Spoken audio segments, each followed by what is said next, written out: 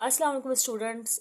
हमने पहले एक्सरसाइज 18.4 तक सॉल्व कर लिया है। आज हम एक्सरसाइज 18.5 करेंगे जो कि तकरीबन मिलती है एक्सरसाइज 18.2 से क्योंकि इसमें भी रिलेशनशिप्स हैं कि मतलब एक के फ़र्क पड़ने से दूसरे को क्या फ़र्क पड़ रहा है। कभी डायरेक्ट रिलेशनशिप का आपको डिफरेंस बोलेंगे, कभी आपको इनवर्स रिलेशनशिप का डिफरेंस बोलेंगे। चलिए पहले क्वेश्चन से स्टार्ट करते हैं, फिर आपको समझ में आ जाएगा। पहला क्वेश्चन है, if y worries directly S x square, मतलब y को बोल रहे हैं कि वो जो वरी कर रहा है, वरी मतलब वेरिएशन उसमें जो आ रही तब्दीली जो आ रही है वो डायरेक्टली प्रोपोर्शनल है एक्स स्क्वायर के और z के भी। मतलब यहाँ दो मेंबर हैं, एक्स स्क्वायर के भी डायरेक्टली प्रोपोर्शनल है और z के भी डायरेक्टली प्रोपोर्शनल है। बस इतना सा फर्क है कि वहां पर एक वेरिएबल था, यहाँ पर दो वेरिएबल है, मतलब दो चीजों से इसको डिफरेंस, ये इसका फर्क आ रहा है। आप करेंगे वही कि y की जगह जो है आप प्रोपोर्शनल की जगह आप कांस्टेंट लगाएंगे और एक्स स्क्वायर और z वैसे ही रखेंगे। आगे बोल रहे हैं y की वैल्यू जो दी हुई है इन्होंने वो दी हुई है 6 और x की वैल्यू जो दी हुई है वो इन्होंने दी हुई है 4। तो आप वैल्यू पुट करेंगे इसी वैल्यू में। y की वैल्यू दी हुई है, y की वैल्यू इन्होंने दी हुई है 6 और x की दी है, z की भी दी हुई है। ठीक है, के निकालना है।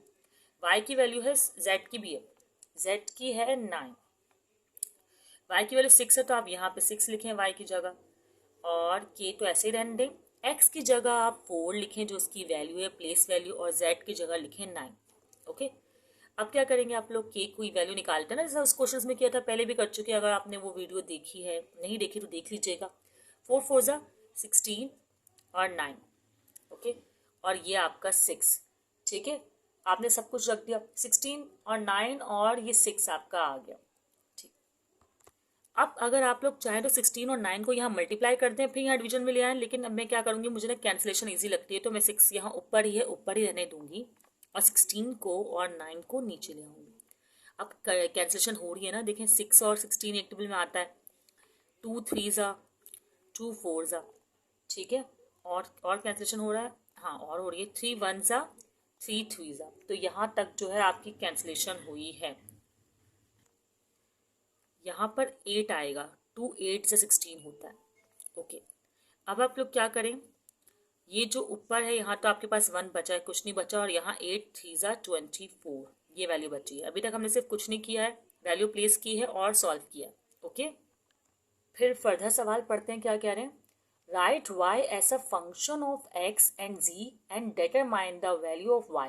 मतलब आपको कह रहे हैं कि यहाँ पर y और x की वैल्यू दे रहे हैं आपको, नहीं, x और z की वैल्यू दे रहे हैं आपको और कह रहे हैं y डिटरमाइन करें।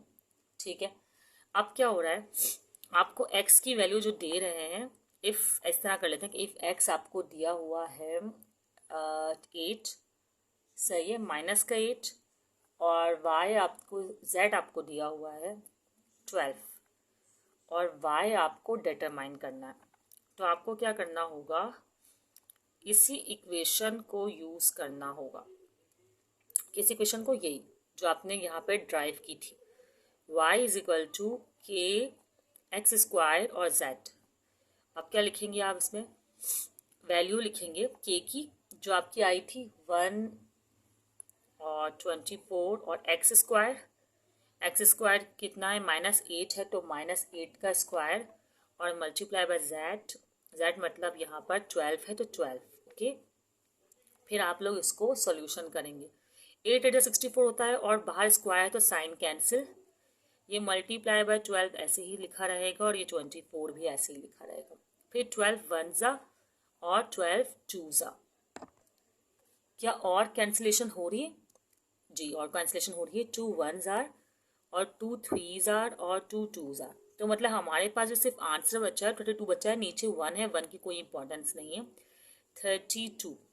ओके, ये क्वेश्चन नंबर 1 हमारा सॉल्व हो गया है। अब क्वेश्चन नंबर 2 को देखते हैं। क्वेश्चन नंबर 2 में कह रहे हैं, if y varies directly as x and u square, y varies directly x and u square। ठीक है, अच्छा मैं यहाँ पे डायरेक्टली कांस्टेंट अभी अप्लाई करना शुरू नहीं करूँगी, क्योंकि आगे कह रहे हैं inversely S V and T, मतलब y जो है डायरेक्टली तो इससे है, लेकिन इन्वर्सली है, आपको पता है इन्वर्सली में रेसिप्रोकल में लिखते हैं v एंड t के, और किसी पर भी स्क्वायर नहीं है। ओके ठीक है। अब हमें तो एक ही इक्वेशन बनानी होती है ना सॉल्व करने के लिए, तो आप देखें जब एक साइड सेम होना तो मैथ का रूल है if one side is similar तो हम उसको एक साइड लिखकर दोनों साइड को बराबर ले सकते हैं। जैसे कैसे, y प्रोपोर्शनल एक बार लिखेंगे, अच्छा ये डायरेक्ट था तो ये इसी तरह सामने, और ये इन्वर्स था तो ये डिनोमिनेटर में। ठीक है, यहाँ तक हम इस तरह लिख सकते हैं क्योंकि एक साइड सेम तो इसका मतलब दूसरी साइड भी सेम हम इक्वल ले सकते हैं। अच्छा आप कांस्टेंट लगाएंगे, बिल्कुल वही सब कुछ सेम है, अब बस यही डिफरेंस था इस क्वेश्चन में, बाकी आगे उसी तरह सॉल्व होगा। किस तरह सॉल्व होगा कि आप वैल्यूज रखेंगे, जो भी वैल्यूज दी हुई हैं, कौन कौन सी वैल्यूज दी हुई हैं, y दिया हुआ है आपको 40 और x दिया हुआ है आपको 8 और u दिया हुआ है 5 और v है 3 and t2, v3 and t2। एक बार दोबारा देख लूँ कि गलत हो जाता है, क्वेश्चन प्रॉब्लम होती है। बिल्कुल सही यही दिया हुआ है। अच्छा अब हमें इसको बस इसमें प्लेस करना है, प्लेस वैल्यू करके प्लेस करना है। किस तरह करेंगे कि y की वैल्यू दी हुई है ना, सॉरी y की वैल्यू है 40, ओके, फिर हमें k निकालना है, x की वैल्यू दी हुई हमें 8 और u की वैल्यू दी हुई हमें 5 जो उस पर स्क्वायर है, और v की वैल्यू दी हुई है 3 और t की वैल्यू दी हुई है 2। ओके, यहाँ तक हमने इसको जो है अभी लिख लिया। फिर मैं अक्सर कहती हूँ कि जिसको हमें निकालना हो ना उसको आप आइसोलेट कर लें, अलग कर लें, उसके बाद सॉल्व करें। तो मैं k को अपनी जगह पर ही रख रही हूँ, ये 3 और 2 डिवीजन में यहाँ जाके मल्टीप्लाई हो रहा है, मतलब 40 लिख रहे हैं हम, 3 लिख रहे हैं हम और 2 लिख रहे हैं, और ये मल्टीप्लाई में ये यहाँ आ रहा है डिवीजन में, तो इसका मतलब हम इसे 8 और 5 पर 25 भी मैं कर देती हूँ, इस तरह हम लिख रहे हैं, ये हमारे पास इस तरह वैल्यू बन गया। अब कैंसिलेशन करके ना आपको जो आंसर लग रहा है आप लिखें, देखें जैसे 28 के टेबल में 8 1 ज़ा और 8 5 ज़ा, 5 बच गया अब यहाँ पर। अब क्या कैंसिल हो रहा है देखें, नीचे से कैंसिल करना है, 5 1 ज़ा और 5 5 ज़ा, ओके, तो क्या बचा 3 2 ज़ा 6 और ये आपके पास बचा 5। अब आगे ये k की वैल्यू आ गई ना, अब उसके बाद आपको पता है फर्दर क्वेश्चन जो है आपको वैल्यूज चेंज करनी होती है, इन 4 और 5 में से कुछ और निकालना होता है। यहाँ भी ऐसा ही है, आपको कहा हुआ है also find the value of y, y की वैल्यू मालूम करने को कहा है आपको, ठीक है, और आपको कुछ वैल्यूज दे दी हैं। क्या वैल्यूज दी हैं, आपको कहा है कि अब आपके पास x -2 है, u जो है वो 4 है और v3 है और t -1 है, v है 3 और t है -1। ओके, आपको बस इसको प्लेस करना है और y निकालना है। तो आप कैसे निकालेंगे y, y ही है यहाँ पे, आप अगर इस चीज़ को देखें तो y ही आइसोलेट हुआ हुआ है, बस हमने प्लेस करना। अब हम वैल्यू प्लेस कर रहे हैं, वैल्यू प्लेस किस में कर रहे हैं, y की इक्वेशन में। मैं यहाँ लिखकर भी दिखा सकती थी लेकिन अभी मैं डायरेक्टली कर रही हूँ। k की वैल्यू लिखी, फिर क्या है x, तो x की वैल्यू जो है वो आपके पास है -2, फिर यहाँ क्या है u का स्क्वायर, तो u की वैल्यू है 4 और स्क्वायर, फिर क्या है v और t, v की वैल्यू आपके पास 3 है और t की वैल्यू है आपके पास -1।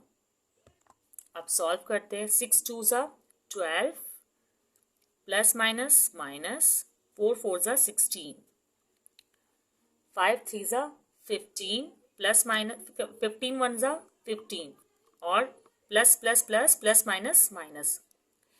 अब ये और सॉल्व हो रहा है, आप क्या करेंगे 12 को 16 से कैलकुलेटर से मल्टीप्लाई कर लीजिएगा तो आएगा आंसर आपका 192। साइन माइनस का ही रहेगा क्योंकि माइनस प्लस माइनस, और यहाँ भी माइनस का ही साइन है जो कि कैंसिल हो रहा है। और फिर आप इसकी फर्दर कैंसिलेशन करेंगे, किस टेबल से करेंगे, 3 के टेबल से। 3 5 ज़ा 3 6 ज़ा 18, 1 कैरी और 3 4 ज़ा, तो आंसर यहाँ पे आया 64 फ्रैक्शन 5। यही आपका रिक्वायर्ड आंसर है क्योंकि इससे ज़्यादा सॉल्व नहीं हो सकता। ठीक है, क्वेश्चन नंबर 3, क्वेश्चन नंबर 3 में कह रहे हैं कि W varies directly S U square. मतलब कि W वरीज डायरेक्टली, अब तो बहुत क्वेश्चन कर लिए आप लोग, समझ चुके होंगे कि क्या करना है। W varies directly as U square, okay, and inversely as cubic root of V। W जो है वो इनवर्सली है क्यूबिक रूट ऑफ V। और क्या कह रहे हैं हम, और बस इतना सही कहा है। और कह रहे हैं आप इसको, आपको पता है एक साइड सेम है, हम करेंगे कंबाइन करेंगे, इजिकल टू लगाया तो कांस्टेंट भी लगाएंगे, और ये हमारी बन गई इक्वेशन 1। ओके, आगे क्या बोल रहे हैं, आगे कह रहे हैं, अच्छा मैंने इसे इक्वेशन 1 और 2 कंसिडर नहीं किया, मैंने यही इक्वेशन बनाई है। ये ऐसा करें, इसे इक्वेशन 1, इसे इक्वेशन 2 कह दें, और ये कंबाइनिंग इक्वेशन को 3 कह दें। ओके, अच्छा अब क्या करेंगे, अब आपको कह रहे हैं कि आप इस पे अप्लाई करें, वैल्यूज लिखें और के की वैल्यू निकालें। कह नहीं रहे लेकिन हमें फिर भी निकालनी होती है, क्योंकि हमें जो आगे करना है वो कह रहे हैं कि आप इनमें से कोई एक वैल्यू निकालें, तो जब तक के नहीं आएगा तो हम नहीं निकाल सकते। और हमें फिर हर बार की तरह वैल्यूज दी हुई हैं, कुछ वैल्यूज क्या दी हुई हैं आपको, वैल्यूज दी हुई हैं W is equal to 216, U is equal to 6, और यहाँ पे आगे और क्या दिया हुआ है, U is equal to 6, V is equal to 27, and बस find the value of omega. चलो ठीक है, अभी तो ये तीन वैल्यू दी हुई है और आपको के मालूम करना है। कैसे मालूम करेंगे, W जी ओवर 216, के अपनी जगह पर है, U स्क्वायर मतलब 6 का स्क्वायर 6 है ना, और क्यूबिक रूट V तो 27। ओके, अब वो करना क्या होता है, मैं तो कहती हूँ कि सब वैल्यूज को पहले आप एक एक को आइसोलेट कर लें, 6 6 36 भी कर दें साथ ही साथ, और ये जो है फ्रैक्शन में 6 6 36 कर दें, सॉरी इसको कैंसिल करते हैं, ठीक है। पहले ये करें कि इसको वहाँ ले जाएं, तो ये के अपनी जगह पर है 216, और इसको मैं वहाँ ले गई क्योंकि ये डिवीजन में है, वहाँ जाके मल्टीप्लाई में हो जाएगा, और ये मल्टीप्लाई में तो यहाँ आके डिवीजन में आ जाएगा। अब मैं सॉल्व करूँगी, मुझे ज़रा इजी रहेगा। कैसे सॉल्व करूँगी, 216 तो ऐसे ही रहने दूंगी, पहले ये और ये सॉल्व करूंगी। 27 किसका क्यूब होता है, 3 का, तो ये 3 बनकर बाहर आ जाएगा। अदरवाइज आप एलसीएम वाले मेथड से भी कर सकते हैं, एलसीएम करके आप पेयर बना सकते हैं। जैसे मेरे 3 3 आए हैं तो 3 का पेयर बनता है क्यूबिक रूट में। अब 2163 है ना यहाँ पर, और फ्रैक्शन में क्या 6 6 36। ओके, अच्छा अब आप लोग क्या करें, कैंसिलेशन कर लें या डायरेक्टली कैलकुलेटर से भी कर लें। वैसे तो मैं तो कहती हूँ बड़ा नंबर है तो कैलकुलेटर डायरेक्टली यूज़ कीजिएगा और कर लीजिएगा। फिर कैंसिल करके दिखा देती हूँ, 3 1 ज़ा और 3 2 ज़ा, ठीक है। अब 216 और 12 बचा है, तो आप चाहें तो 12 2 के टेबल से कर लें, 2 6 ज़ा, 2 10 ज़ा और 2 8 ज़ा। फिर और फर्दर कैंसिल कर दें, 6 2 3 ज़ा, 2 5 ज़ा और 4 ज़ा। इस तरह 3 1 ज़ा और 3 1 ज़ा और 8 ज़ा 24। तो आपके पास जो आंसर आएगा वो आएगा 18, के की वैल्यू आ जाएगी 18। अब आपको फर्दर सॉल्व करना है, ठीक है। क्या सॉल्व करना है आपको, अब आपको u की वैल्यू 10 दी थी और v की 125, और क्या है w मालूम करें। k तो ऑलरेडी आपके पास है, इस इक्वेशन को यूज करेंगे आप लोग। पूरी इक्वेशन इसी तरह लिखें पहले, ठीक है। छोटा सा क्यूब बनाना चाहिए मुझे जो इसके अंदर v के अंदर आ जाए। ओके, अब कहेंगे पुटिंग द वैल्यू इन, ये इक्वेशन 3 थी ना हमारी, तो वर्डिंग लिखेंगे पुटिंग वैल्यूज ऑफ, लिख भी सकते हैं सब, और in equation 3। Okay, equation 3 Roman में था, खैर। अच्छा, ओमेगा बोल रही हूँ, डब्ल्यू के कितना है आपके पास, यहाँ पर के है 18, फिर u कितना है आपके पास 10, और फिर जो v है क्यूबिक रूट में वो है 125।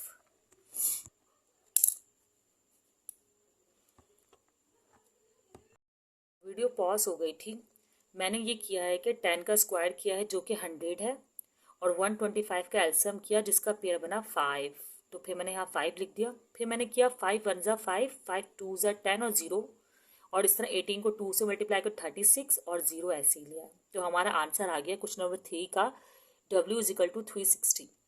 ओके, यहाँ पर ये क्वेश्चन सॉल्व हो गया। अब नेक्स्ट क्वेश्चन करते हैं। क्वेश्चन 4 स्टार्ट कर रहे हैं हम स्टूडेंट्स। क्वेश्चन 4 में कह रहे हैं कि time period of simple pendulum is directly proportional to the square. अभी टाइम पीरियड जो है वो डायरेक्टली प्रोपोर्शनल है स्क्वायर रूट ऑफ लेंथ के, और आगे बोल रहे हैं is inversely proportional to the square root of acceleration due to gravity, और इनवर्सली प्रोपोर्शनल है स्क्वायर रूट ही पर ग्रेविटी के, ग्रेविटेशनल एक्सेलरेशन के। फिर आगे कह रहे हैं कि आपको मालूम करना है, जो कंडीशंस जो आगे दिए वो तो हम करेंगे। पहले तो इसको सॉल्व करना है। आपको पता है combining equation 1 and 2, combining equation 1 and 2, equation 1 and 2, we get t proportional root L root V।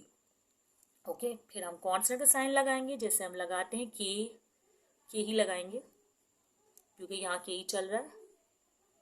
फिर हम देखेंगे हमें वैल्यूज क्या दी हुई हैं। हमें जो वैल्यूज दी हुई हैं, आपको वैल्यूज निकालने के लिए जो वैल्यूज दी हुई हैं वो कहा गया है टी जो है वो 2 है आपके पास, और एल जो है वो 100 सेंटीमीटर है आपके पास। ठीक है, T2 ही दिया हुआ है, T2 सेकेंड है आपके पास। ओके, और L जो है वो 100 सेंटीमीटर है आपके पास, और G 9.8 मीटर पर सेकेंड स्क्वायर है आपके पास। ठीक है, जो यहाँ में प्लेस करना है।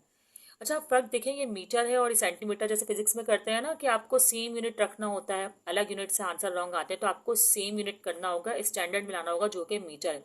100 को 100 से ही डिवाइड करेंगे, क्योंकि 100 को 100 से डिवाइड, ये नहीं कि 1000 को 1000 से डिवाइड करेंगे, इसको डिवाइड ही 100 से करेंगे, चाहे कोई सी भी वैल्यू क्यों ना हो, ताकि ये किस में आ जाए, मीटर में आ जाए। तो आपका आंसर आ जाएगा 1 मीटर। अब जो है इसमें हम प्लेस करेंगे।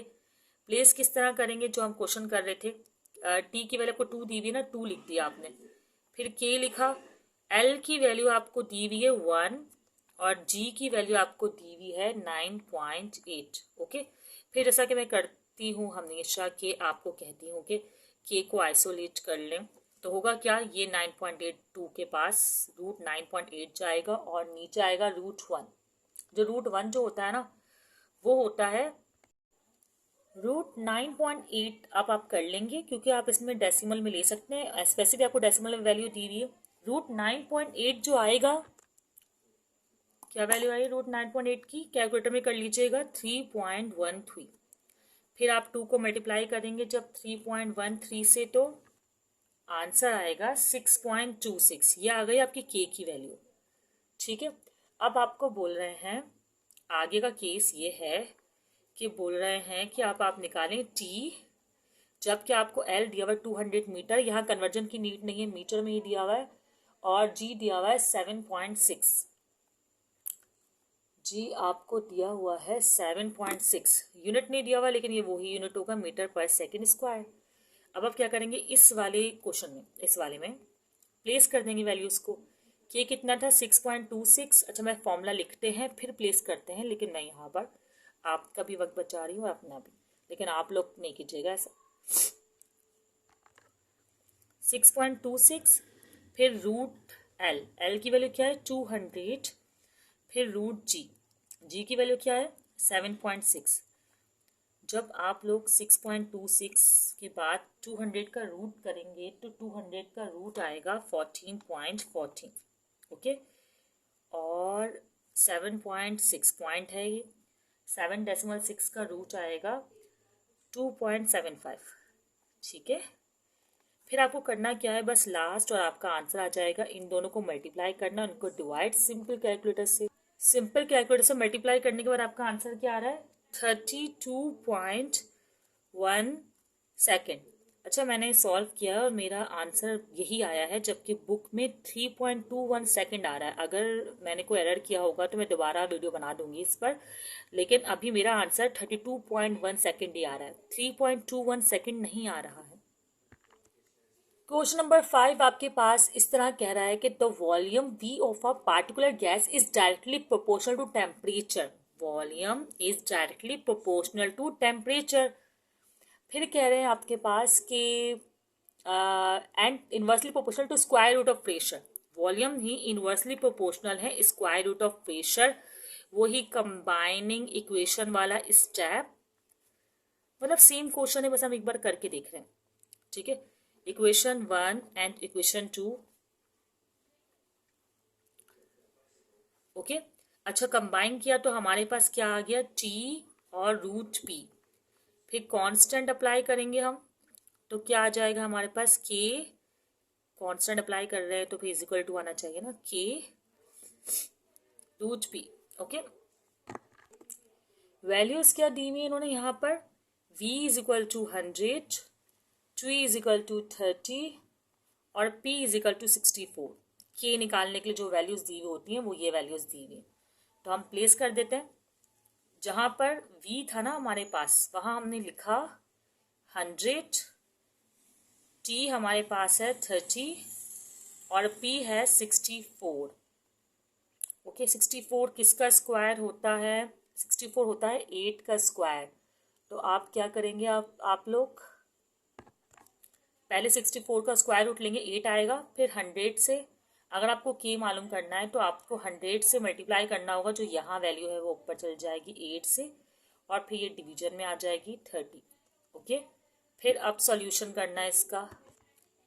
अब कैंसिलेशन करते हैं, सिफर से सिफर कैंसिल हो गया और कोई कैंसिलेशन नहीं हो रही है, तो अब आप लोग क्या करें कि 10 को 8 से मल्टीप्लाई करें, ये हो गया 80, और डिवीजन कर दें 3 से। जब 80 और को T से डिवीजन करें, नहीं हो रहा, डिवीजन नहीं हो रहा, तो K की वैल्यू अब यही छोड़ दें, क्योंकि K की वैल्यू तो हमें वैसे ही आगे प्लेस करनी होती है ना। अब जो है ना, इसको V की इक्वेशन हम दोबारा लिखेंगे। पहले हम क्यों लिखेंगे, हमें अब मालूम करना है, हमें वैल्यू दी हुई है T इज इक्वल टू 60 और P इज इक्वल टू 81, और कह रहे हैं कि V मालूम करें। ओके, तो आप क्या करेंगे, V is equal to K और T और रूट P वाला फॉर्मूला लगाएंगे। K की जगह डायरेक्टली आप लोग लिख देंगे, क्या लिखेंगे K की जगह डायरेक्टली, ये रहा 80/3। T की वैल्यू क्या है 60 और रूट P मतलब 81। ओके, अब क्या हो रहा है आपके पास, 80 तो ऐसे ही रहेगा, अब ये 3 भी, और मैं बस सिर्फ 81 का रूट कर रही हूँ, जो कि है 9 आएगा, जो कि क्या आएगा। ओके, अब 3 1s are and 3 2s are और 20, और कैंसिलेशन नहीं हो रही है, बल्कि कैंसिलेशन करा ही नहीं करें, सॉल्व कर लिया करें डायरेक्ट। 8 2 से 16, 16 और 2 0, 1600, और 1600 को अब आप किससे डिवाइड करवा दें, 9 से, तो क्या आंसर आएगा। अब इससे आगे ना कैंसिलेशन नहीं हो रही, अगर हम करते हैं ना डिवीजन, तो हमारा ना कैलकुलेटर में आंसर आ रहा है डेसिमल में। अच्छा, बुक में भी डेसिमल में ही है, क्योंकि ना ये जो T और ये वॉल्यूम है डेसिमल में आ सकते हैं, केमिस्ट्री फिजिक्स के क्वेश्चन है ना, तो ये हमारा आंसर आ गया। ठीक है, और वॉल्यूम का यूनिट दिया हुआ है इन्होंने सवाल में, अगर दिया हुआ तो आप भी मेंशन कर दें, नहीं दिया हुआ तो आप भी यूनिट मेंशन नहीं करें। यहाँ पर हमारा क्वेश्चन नंबर 5 हो गया। 177.8 है, मैंने बुक में देखा है अभी, तो आप लोग क्या करेगा, ये 7 को राउंड अप करके 8 कर दीजिएगा। वैसे ये भी आंसर अगर आप लोग लिखते हैं तो इतना कोई प्रॉब्लम नहीं है। ठीक है, क्वेश्चन नंबर 5 यहाँ पे हमारा मुकम्मल हुआ, और नेक्स्ट एक्सरसाइजेस के साथ जो है हम दूसरी वीडियोस में मिलेंगे। कोई क्वेश्चन हो तो पूछ लिया करें आप लोग। अल्लाह हाफिज़ स्टूडेंट्स।